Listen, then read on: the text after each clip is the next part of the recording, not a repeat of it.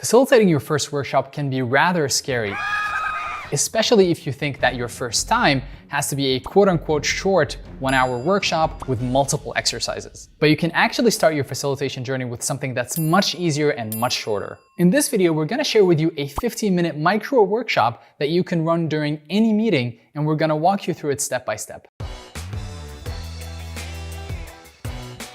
Hi, my name is Amr and I'm a full-time facilitator at AJ & Smart. The first time I facilitated a workshop, I was actually pretty scared and nervous. Like most things you're trying for the first time, you have no idea what to expect. I didn't know if I was going to be able to present confidently to participants, or explain the exercises correctly, or manage the time. And I was really worried that people would reach the end of the workshop with no useful outcome, and they would just think that it was a waste of time. And now, having trained people and companies to become facilitators, I know that this sentiment, this initial fear of how to get started is shared by a lot of you and might even stop you from trying facilitation for the first time, which is exactly why we created this video. In this video, we're gonna walk you through a 15-minute short workshop that you can use to dip your toes into the world of facilitation. So you can run this micro workshop either in person or remotely, it doesn't matter. And we made a script for you for what to say exactly word for word when you're facilitating your first workshop, so you know exactly what you have to say and you don't even need to think about it.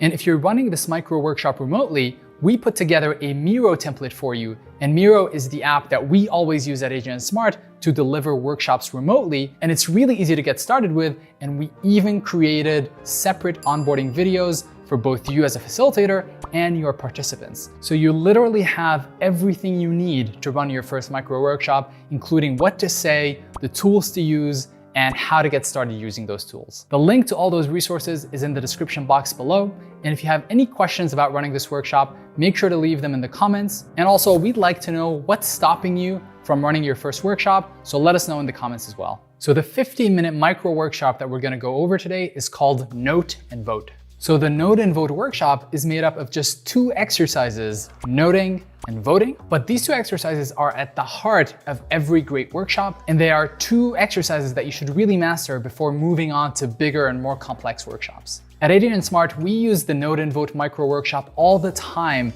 both internally and with our clients. And we use it for all sorts of situations, like prioritizing problems, doing quick ideation, or just simply a sharing session.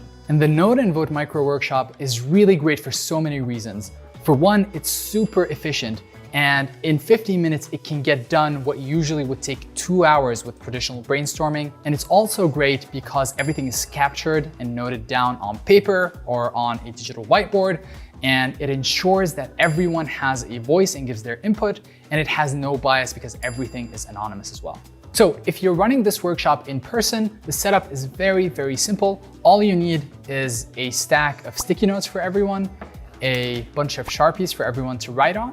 And usually going with Sharpies is better than going with a regular pen because those are harder to read from a distance. And also you wouldn't want people to write too many things into a sticky note. So a Sharpie forces people to be concise. So the third and final thing you'll need is some voting dots. So something like this or like this. As a nice bonus, you can also get one of these timers, which makes the timing for the exercise very clear for everyone in the room.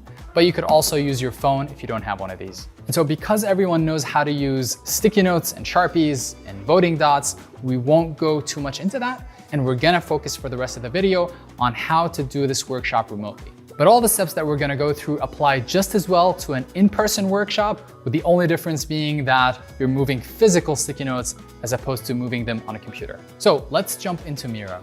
This is the Miro template that we're gonna be working with. And as you can see, it's super simple. All it has is a question at the top, some names, and some sticky notes for people to write in, as well as some voting dots. Now, using Miro is very simple, but if you haven't used it before, we've created a couple of overview videos that go over the basics, and you can check those out by following the link in the description box below. So as you can see, this template is very simple, which should make it easy for your team to also use it, even if they've never used something like Miro before. And as you can see, there's literally nothing else on here except this board with the sticky notes and the voting dots. And we've also integrated the script for what you need to say right on this board and put it down in the corner. And so to access that, all you need to do is hover over this box, and we've labeled them FN, short for Facilitator Notes, because we didn't want your participants to be clicking on them. So we made it this cryptic short thing off to the side. This is just for you to click into. And once you click into it, you'll be able to see the exact script for what you need to say.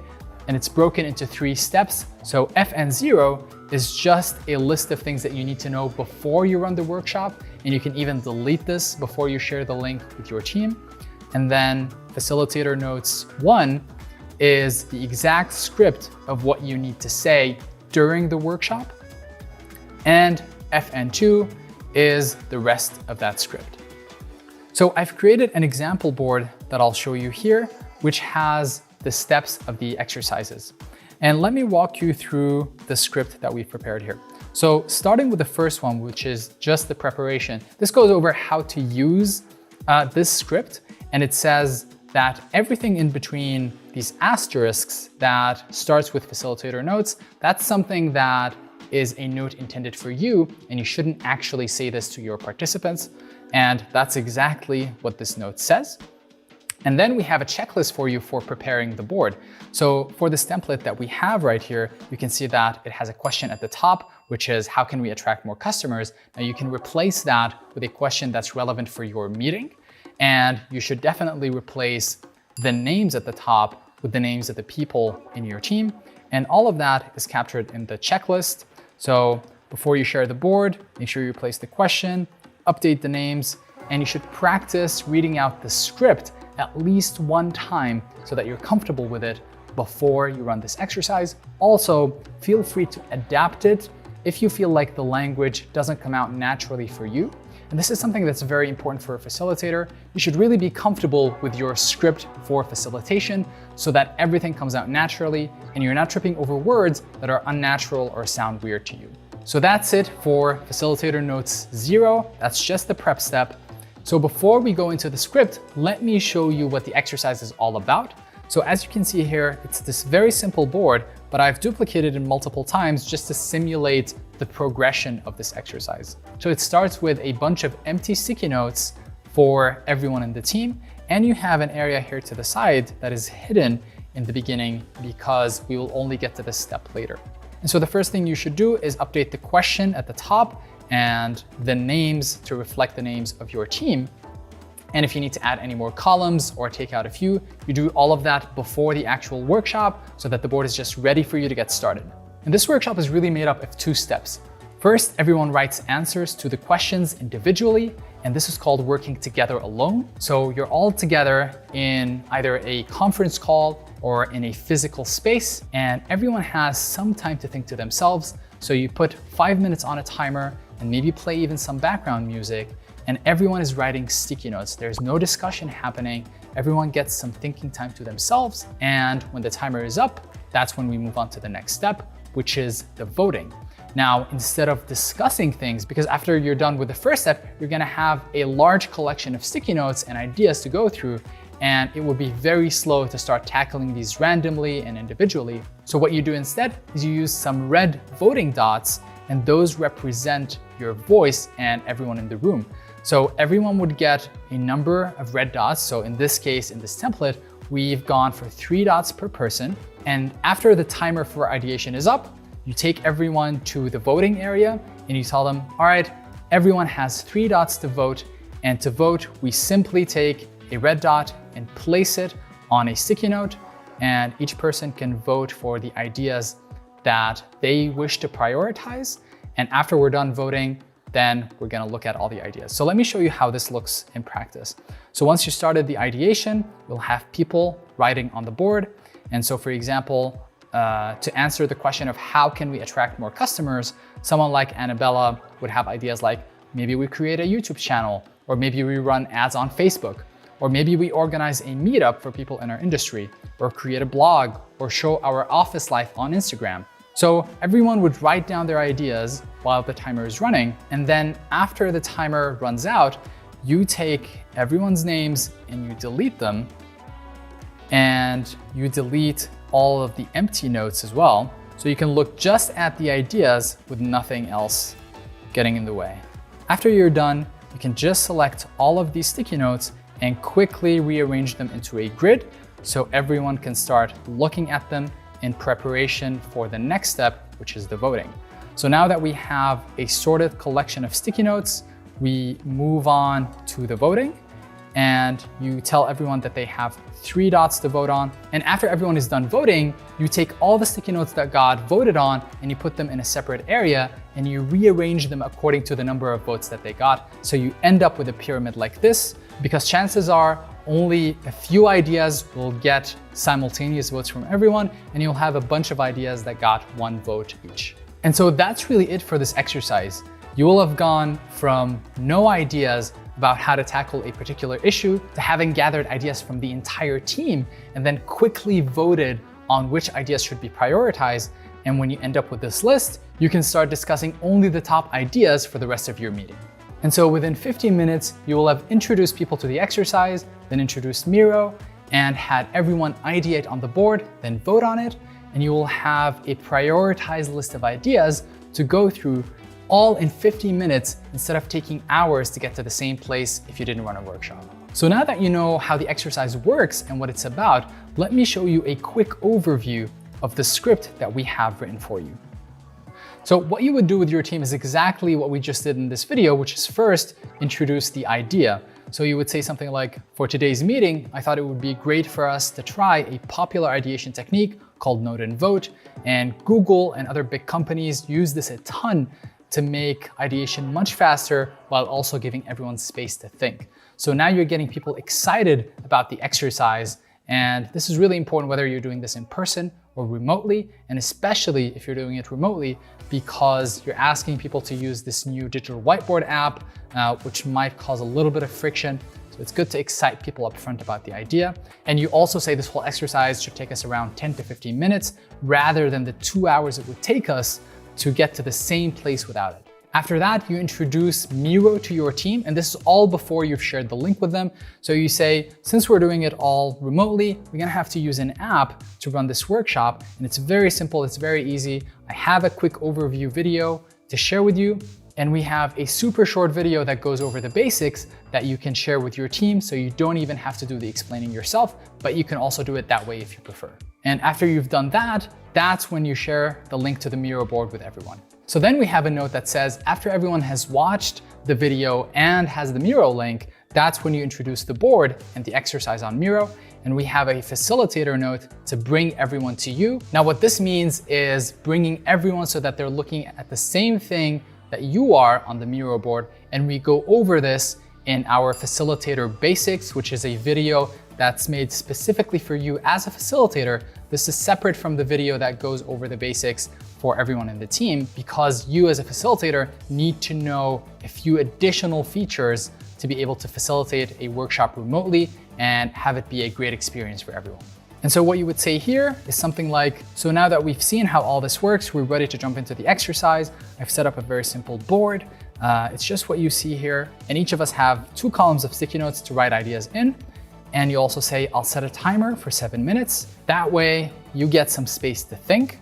And you can also introduce why working in this way is better. So this is called working together alone. And that's what you tell the team. So you say, they call this working together alone, where we're all collaborating together in the same meeting, but we all have time to ourselves so that we can think and produce ideas without biasing each other. And then you give people some guidelines. So you tell everyone, make sure to put only 1 idea per sticky note. That'll make the sticky notes easier to read, and also keep it short but understandable. So don't write an essay, but also don't write just a vague word that no one will understand. Now that you've explained the exercise, you're just about ready to get started. But before you do, just to make sure that everyone is okay using Miro, it's better to do a check that no one has any issues. And so you say, before I start the timer, and we all start typing, I just want to make sure that everyone is able to type in a sticky note without any issues. So let's try that first. Simply double click on a sticky note in your column and start typing. And give that a try before I start the timer so that I know that you're not having trouble. And that's where we have a facilitator note for you to wait for everyone to try typing. And once you feel confident that no one has issues typing sticky notes, that's when you can start the exercise, which is the next section here. And so you say, All right, now we're ready to start the exercise. I'm gonna start the timer for 7 minutes and play some background music to help everyone concentrate better. And for this, you can use the music selection that's built right into the Miro timer. So you just pick music from here, and you can even preview it to select the one that you wanna play during the timer. And we prefer something like Calm Flow or Cosmic Vibes, and we mentioned that in the script. That's because they tend to be softer and they don't distract from the actual thinking and writing. So we have all of these written down for you in the facilitator notes as 3 checklist items. And then after the timer is up, that's when everyone will be done ideating and they will have a board of ideas like we saw earlier.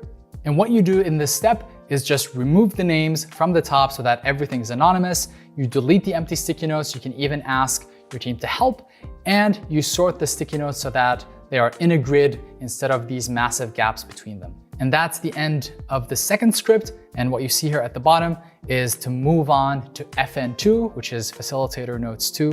So let's click into the last one. And this introduces the voting, which, as we covered earlier, is this area right here, right next to the board where everyone is working. So let's look at that script now.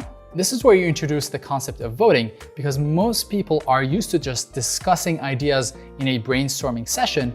And what you say here is like, now we have a lot of ideas, we cannot discuss them all in the time that we have. So we need to prioritize them first, which is why we're gonna do this voting exercise. And whenever you're explaining a new part of an exercise, we have a checklist item for you to bring everyone to you to show them where the red voting dots are on the board. And then you continue explaining and you tell everyone the way this works is that instead of discussing ideas, we all take a few minutes to read through all of the sticky notes, and then we each get 3 red voting dots to silently vote. So there won't be any discussion when people are voting on this, and everyone decides where their own votes go according to what they think should be prioritized. And then you say to vote on an idea, you simply move one of the red voting dots next to your name onto the sticky note that you wish to vote on. And at this point, we also recommend to bring everyone to you again and just give a quick demo of how that works, just to remind people how this works in Miro. And then you give some guidelines. So you tell people it's okay to vote on your own idea, and you can even put multiple dots on the same idea if you feel very strongly about it, but then that leaves you with even fewer dots to vote on other ideas. So now that you've explained how voting works, you can actually start the exercise. And so you just remind everyone again, for this exercise, I'm gonna set the timer for 5 minutes for us to read through all of the sticky notes and then place our votes. And again, to make sure that no one's having trouble, this is where you say, before I start the timer, I want you to try moving your voting dots a little bit just to make sure that you don't have any trouble. Let's try it now. And you wait for everyone to try it and see if anyone needs help. And then when everyone is ready for voting, you start the timer for 5 minutes with the music again, and we have that checklist for you here. And once everyone is done voting, you'll have a bunch of sticky notes with different number of dots on them. And then you take all of these sticky notes and rearrange them according to the number of votes that they got. And this is all written here, and you share this with the team as you're doing it. And then you say, okay, now that everyone is done voting, I'm just gonna reorder these sticky notes based on the number of votes they got so we can start discussing the top voted ones. And then there's a note for you to do that rearrangement because you're probably gonna be faster at it than other people who are using Miro for the first time. So then to end the exercise, you say, okay, now we have a prioritized list of ideas to go through that everyone contributed to and voted on that we can start discussing. And we can clearly see the top ideas that most people wanted to prioritize, which would have been way harder to do if we were just to discuss them without any structure. And let's start discussing the top voted sticky note, and that's where you continue your meeting as usual. So again, in 15 minutes, you've helped everyone ideate and prioritize ideas, and you just continue your meeting.